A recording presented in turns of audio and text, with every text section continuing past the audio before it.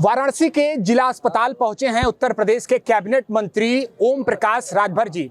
वजह यह है कि उनके एक समर्थक, उनके एक कार्यकर्ता को कल वाराणसी में गोली लग गई थी। चलिए हम उनसे बातचीत करते हैं, परिजनों से भी बातचीत की है। कैसी उनकी तबीयत है और क्या आश्वासन दिया ओम प्रकाश जी?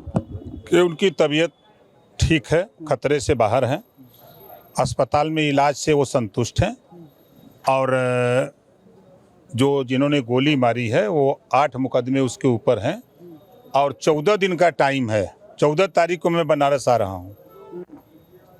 14 तारीख के पहले उसकी गिरफ्तारी नहीं हुई तो फिर ओम प्रकाश राजभर, वो थाना है चोलापुर,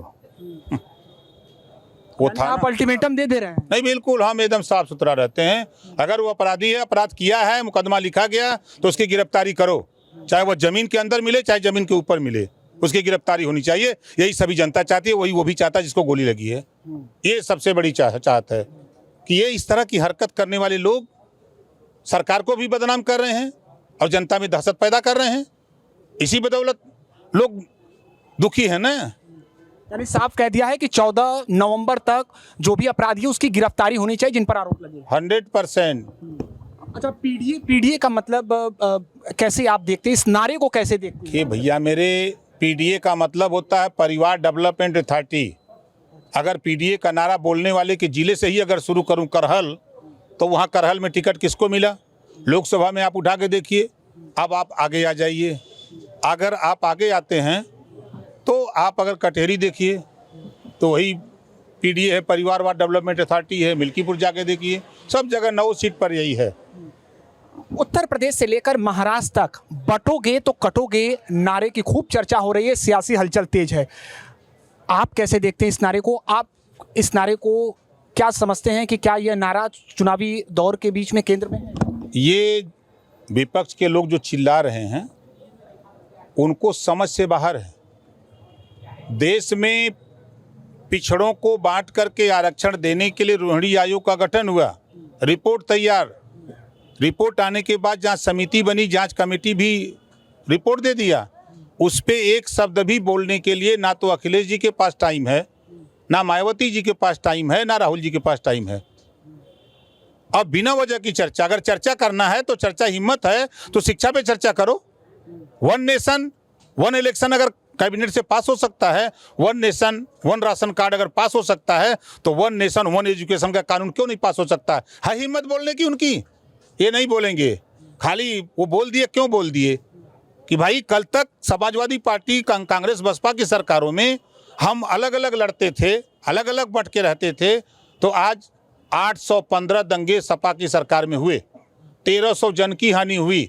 बसपा की सरकार में 600 दंगे हुए, 1200 लगभग लोगों की जन की हानि हुई। ये नहीं दिखाई दे रहा है? दोनों का रिकॉर्ड कांग्रेस ने तोड़ दिया था। और आज 7.5 साल के कार्यकाल में, योगी जी के कार्यकाल में, उपद्रवियों ने उपद्रव करने की कोशिश की, सिर्फ 1 जन की हानि हुई और पुलिस प्रशासन ने बड़ी बारीकी से उसको कंट्रोल किया, बड़ा हादसा होने से रोक लिया। आप कह रहे हैं कि पूरी तरह से प्रदेश में कानून व्यवस्था कायम है। वही 2027 को लेकर अखिलेश यादव कह रहे हैं, अखिलेश यादव के समर्थक ने सत्ताधीश का पोस्टर लगा दिया है लखनऊ में। न नौ मन गेहूँ हो न राधे गौने जई हैं। समझे ना? यानी कोई मतलब नहीं है उस पोस्टर? कोई मतलब नहीं है।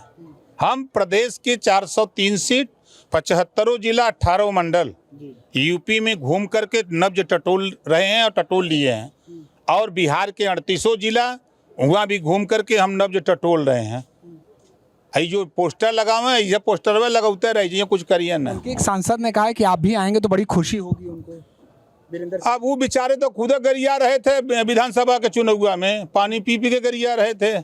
टिकटवा जब नहीं दिए, लह गया, सांसद अब हो गए हैं तो कुछ बोल सकते हैं। कुछ अंतिम सवाल ओम प्रकाश जी, कानपुर में सपा प्रत्याशी ने शिवलिंग पर पूजा किया, उसके बाद जल चढ़ाकर शुद्धिकरण हो रहा है। आप इस घटना को कैसे देखते हैं? तो क्या करे, वहाँ गईलन, उन्हें के बोले उनको नहीं जाना चाहिए। अगर उनके मन में ये आरोप लगा रहे तो आप क्यों गए भैया? हम कह रहे हैं कि मुसलमान के लिए बना हुआ है मस्जिद, वहाँ नमाज जाके पढ़े। अब मुसलमान आगे कहे कि हम यहाँ जल चढ़ाएंगे तो रोक तो नहीं है, चढ़ाओ। लेकिन चढ़ाने के बाद अगर आप कहो कि हमारे साथ अन्याय हो रहा है तो फिर आप क्यों गए भैया? अच्छा, राहुल गांधी पर भी एक तंज कसा गया है कि भारतीय जनता पार्टी ने कहा है कि जो वो करते हैं वो वास्तविकता नहीं है। चुनाव के पहले या चुनाव के बाद अभी वो दीपावली के दौरान जिस तरीके से हर वर्ग के लोगों से मिल रहे थे, कुछ तस्वीरें भी सोशल मीडिया पर वायरल हुई थी। आप क्या कहेंगे? चुनौआ में बड़ा जनेऊ मोट से तानत रहना ऐसे से खत्म हो गई जनेऊआ फेंक देना कि वाह पता नहीं पता लगा हो कोई। तो 9 सीटों पर क्या होने वाला है ओम प्रकाश जी? जो चुनाव है उस पर क्या होने वाला है? 9 जीता जाएगा, सरकार जीतेगी, जनता जिताएगी। ऐसे में तमाम मुद्दों पर बेबाकी से बातचीत की है उत्तर प्रदेश के कैबिनेट मंत्री ओम प्रकाश राजभर जी ने।